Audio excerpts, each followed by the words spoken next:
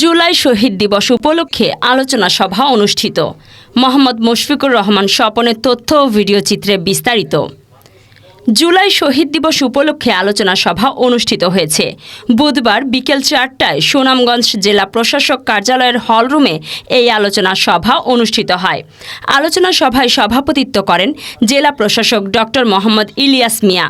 অতিরিক্ত জেলা প্রশাসক সমর কুমার পালের সঞ্চালনায় বক্তব্য রাখেন পুলিশ সুপার মোহাম্মদ তোফায়েল আহমেদ। জেলা বিএনপির আহ্বায়ক কমিটির সদস্য অ্যাডভোকেট শেরে নূর আলী, অ্যাডভোকেট আব্দুল হক, আবুল মনসুর শওকত, জেলা জামায়াতের নায়েবে আমির মুমতাজ হাসান আবেদ, পৌরসভার জামায়াতের আমির আব্দুস সাত্তার মোহাম্মদ মামুন সহ বিভিন্ন গণমাধ্যম কর্মী এবং কর্মকর্তাবৃন্দ। শহীদ আবু সাঈদের সর্বপ্রথম পুলিশের গুলিতে হয়েছিল। হ্যাঁ, পুলিশের গুলিতে অনেক শহীদ হয়েছে, এটাও সত্য। অন্যরাও ছিল, এটাও সত্য। তো কেউ যেন মানে একেবারেই বলে না কেউ যে পুলিশ তারা অন্যান্য ছিল। আমি হয়তো ছিলাম না, তবে পুলিশ যেহেতু পুলিশের এই কাজ করে আমি দাঁড়াই, এই জন্য এই যে পুলিশের কারণেই কিন্তু পুলিশের এবং রাজনৈতিক কিছু উচ্চগ্রাসী পুলিশের কিছু উচ্চগ্রাসী সদস্যদের জন্যই কিন্তু আমাদের এই ঘটনাগুলো হয়েছিল। আমাদের সুনামগঞ্জে যেটা হয়েছে, যে বিষয়গুলো আমরা জানি, আসলে সবই জানি। ধরা হচ্ছে কিছু অসংখ্য হয়তো এখনো আছে, ধরার বাকি আছে। আর পুলিশের সদস্যের কথা যেটা আপনারা বলছেন, আমি আসলে উত্তর দিয়ে দিচ্ছি। পুলিশের সদস্যের কথা যেটা বলছেন, এরা আসলে প্রথমে ওইভাবে নির্দেশন আমাদের ছিল না, বা ওইভাবে প্রমাণ আমি পূর্বের যেটা পাই আসছি সেটা।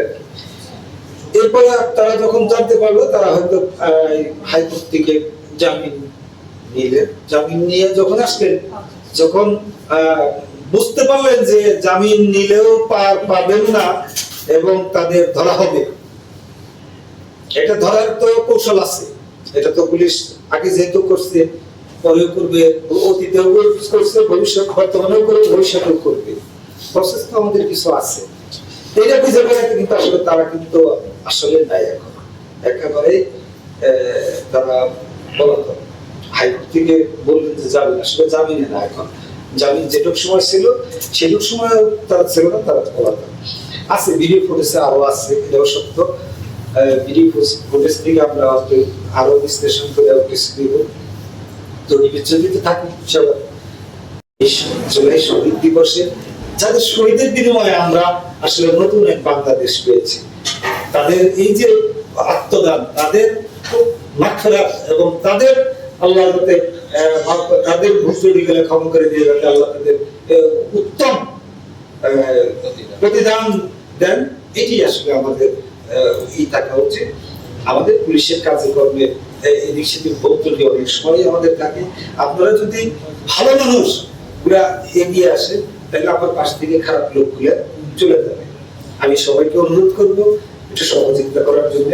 আপনারা আমাদের এখানে কয়েকজন বলছেন যে এখনো তারা ঘুরে বেড়াচ্ছে, এরকম যদি হয় দয়া করে একটু আমার অফিসে আসতে পারেন, একটু চা খেয়ে একটু আমাকে একটু দেখিয়ে দিয়ে যাবেন, আমার আঙ্গুল দিয়ে দেখিয়ে দিয়ে যান, খুশি দেখে আমি শুনতে রাজি আছি। এবং যারা এই ধরনের অত্যাচার বা অবিচার করছে, অবশ্যই তাদের গ্রেপ্তার এবং আইনের আওতায় আনা হবে।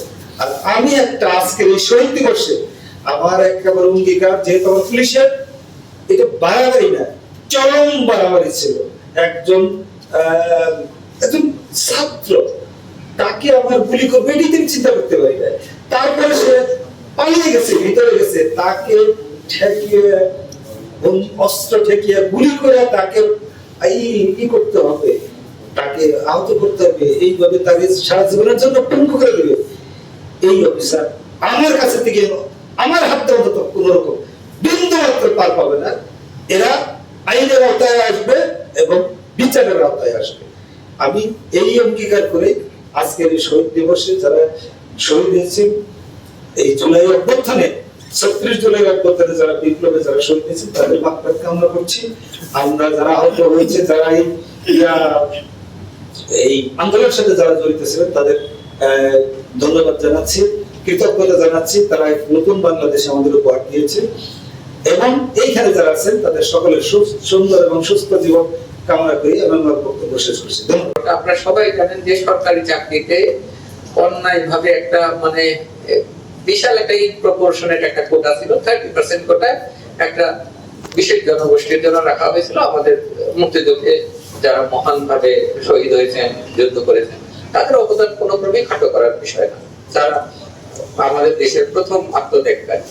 কিন্তু সময়ের সাথে সাথে আমাদের মুক্তিযোদ্ধাদের বয়স বাড়ছে, তাদের সন্তানদের এই চাকরিতে প্রবেশের জন্য 30% কোটার উপযোগিতা ছিল কিনা এইটা আমরা বিবেচনা না করে এই একটা বৃহৎ একটা কোটা রেখে দিয়েছে তাদের জন্য। দেখেন 30% কোটা মুক্তিযোদ্ধাদের জন্য, 10% কোটা হচ্ছে নারীদের জন্য, তাই না? 5% কোটা হচ্ছে উপজাতির জন্য, আর একটা কোটা 10% জেলা কোটা। কোনোদিনই 10% ফ্লপ হয়। মুক্তিযোদ্ধা কোটায় কোনোদিন 10% ফিল আপ হয় না। মুক্তিযোদ্ধা কোটায় যদি না পাওয়া যেত তাও ওইখানে কাউকে নিয়োগ দেওয়া যেত না। তার মানে আমাদের কোটা ছিল সরকারি চাকরিতে 55%। আপনি যদি 100 জন লোকরে কোনো চাকরিতে কোনো কর্মে নিয়োগ দেন তাহলে পরে দেখা যেত যে 55 জন তার মধ্যে কোটায় আছে, যাদের মেধাই হয়তো তারা অনেক পিছনে। আর 45% ছিল মেধাবৃত্তিতে আসতো। তা আপনি চিন্তা করেন যে 45% এর মধ্যে যারা আসতো আর 55% মধ্যে যারা আসতো তাদের মধ্যে কত ধরনের গ্যাপ ছিল, এবং এই ডিফারেন্সের মধ্যে ছিল হচ্ছে বৈষম্য, যে মেধা এবং কোটা মাঝখানে যে গ্যাপটা ছিল, যারা চাকরিতে ঢুকতে পারতো না, মেধার মার্কস আছে তাদের বেশি, যারা চাকরি পাইছে। তো সরকারের আমলে যারা যারা ভালো জায়গায় ছিল তাদের সিভিল সার্ভিস সহ বিভিন্ন প্রতিযোগিতায় পরীক্ষায় তাদের অবস্থান কোথায় ছিল একটু দেখেন। একেবারে শেষের লেজের দিকের মানুষ তারা শুধুমাত্র রাজনৈতিক পরিচয়ের কারণে, না রাজনৈতিক ছত্রছায়া, অন্যায় আদেশ মানার কারণে তারা এত বিখ্যাত মানুষ।